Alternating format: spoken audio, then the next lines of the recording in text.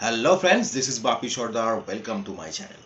Basic to Advanced Excel Formula 100 videos এর মধ্যে আজ আমরা ক্লাস নাম্বার 16 এ চলে এসেছি। আজকের topic how to use average ifs formula. তো অ্যাভারেজ ইপস ফর্মুলা নিয়ে আপনাদের যাবতীয় সমস্যার সমাধান করতে এই চ্যানেলটিতে চোখ রাখুন।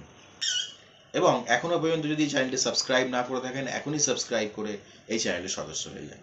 তো আর কথা না বাড়িয়ে চলুন আমরা ভিডিওটা স্টার্ট করি। এর আগের ভিডিওতে আমরা শিখেছিলাম কিভাবে সিঙ্গেল কন্ডিশনের উপর বেস করে আমরা অ্যাভারেজ এই ফর্মুলার মাধ্যমে অ্যাভারেজ বার করতে পারি।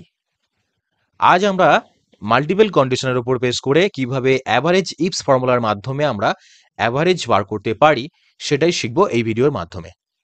তো ভিডিওটা স্কিপ না করে এন্ড পর্যন্ত দেখুন।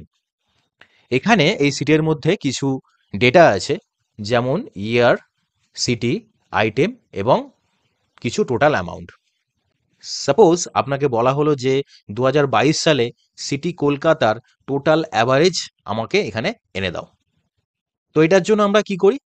তো এটার জন্য আমরা এখানে জেনারেলি ফিল্টার অ্যাপ্লাই করি। ফিল্টার অ্যাপ্লাই করে আমরা 2022 সালে আসি। 2022-এ এসে আমরা সিটি কলকাতার আগে সিলেক্ট করি। সিলেক্ট করার পরে আমরা এই টোটাল অ্যামাউন্টগুলোকে সিলেক্ট করার পরে এখানে দেখি যে 2022 সালে কলকাতার টোটাল অ্যাভারেজ হচ্ছে এখানে 274.75। তো এভাবে যদি আমরা 2022 সালে সিটি কলকাতার টোটাল অ্যাভারেজ বার করতে চাই তাহলে আমাদের অনেকটা সময় কিন্তু ব্যয় হয়। তো আর সময় ব্যয় না করে আমরা অ্যাভারেজ ইপস ফর্মুলার মাধ্যমে কিভাবে খুব সহজেই আমরা ইয়ার ওয়াইজ এবং সিটি ওয়াইজ আমরা অ্যাভারেজ বার করতে পারি।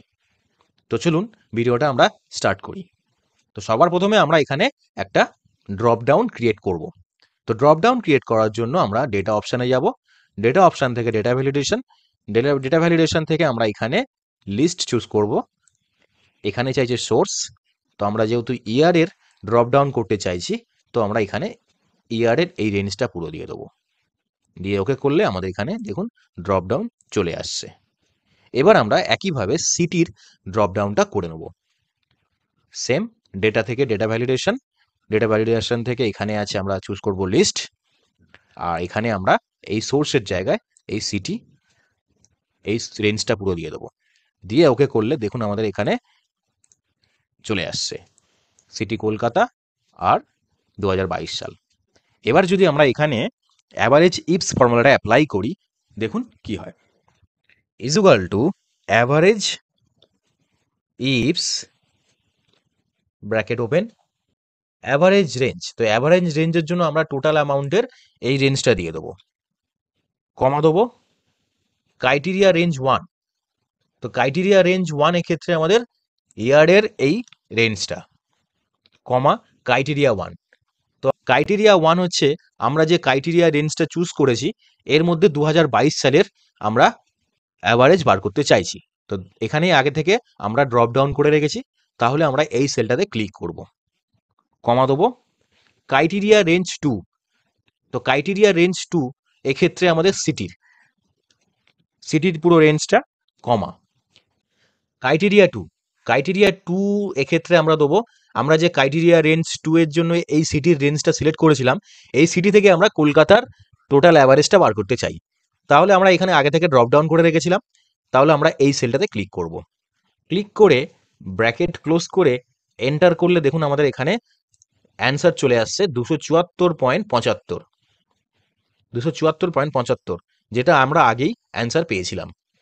এবার যদি আমরা চাই যে 2023 সালে মুম্বাইয়ের টোটাল অ্যাভারেজ বার করার জন্য, 2023 সালের মুম্বাইয়ের টোটাল অ্যাভারেজ হচ্ছে 233। তো দেখে নিই একবার আমরা ফিল্টার অ্যাপ্লাই করব। ফিল্টারের জন্য আমরা কন্ট্রোল শিফট এল প্রেস করব। এবারে আমরা 2023টাকে এখানে সিলেক্ট করব, তারপরে আমরা আসবো মুম্বাই। এবারে দেখি আমরা মুম্বাইয়ের 233 টোটাল অ্যাভারেজ আসে কিনা। দেখুন এখানে মুম্বাইয়ের টোটাল অ্যাভারেজ 233 চলে আসছে। এবার যদি আমরা আরও এখানে দেখতে চাই যে 2024 সালের দিল্লির টোটাল অ্যাভারেজ কত সেটাও আমরা বার করতে পারবো। 2024 সালে টোটাল দিল্লির অ্যাভারেজ হচ্ছে 182.6666 এরম একটা। তো আমরা যদি দেখি যে 2024 সালের দিল্লির টোটাল অ্যাভারেজ কত, 2024টাকে সিলেক্ট করব, আর দিল্লি যদি আমরা চুজ করি, দেখুন এবার যদি আমরা এটাকে সিলেক্ট করি, দেখুন 182.6666 এরকম একটা সামথিং চলে আসছে। তো আমরা এখানে মাল্টিপল কন্ডিশন ইউজ করে অ্যাভারেজ ইফস ফর্মুলার মাধ্যমে আমরা খুব সহজেই অ্যাভারেজ বার করতে পারছি। তো এর আগের ভিডিওতে আমরা শিখেছিলাম কিভাবে সিঙ্গেল কন্ডিশনের উপর বেস করে অ্যাভারেজ ইফ ফর্মুলা অ্যাপ্লাই করে অ্যাভারেজ বার করতে হয়। আর আজ আমরা এই ভিডিওর মাধ্যমে শিখলাম যে মাল্টিপল কন্ডিশন ইউজ করে কিভাবে আমরা অ্যাভারেজ ইফস ফর্মুলা অ্যাপ্লাই করে আমরা সিটি ওয়াইজ এবং ইয়ার ওয়াইজ অ্যাভারেজ বার করতে পারি। বন্ধুরা, ভিডিওটা ভালো লাগলে অবশ্যই লাইক, কমেন্ট এবং শেয়ার করবেন। আর প্লিজ সাবস্ক্রাইব করবেন এই ধরনের আরও ইনফরমেটিভ ভিডিও পাওয়ার জন্য। থ্যাংক ইউ বন্ধুরা।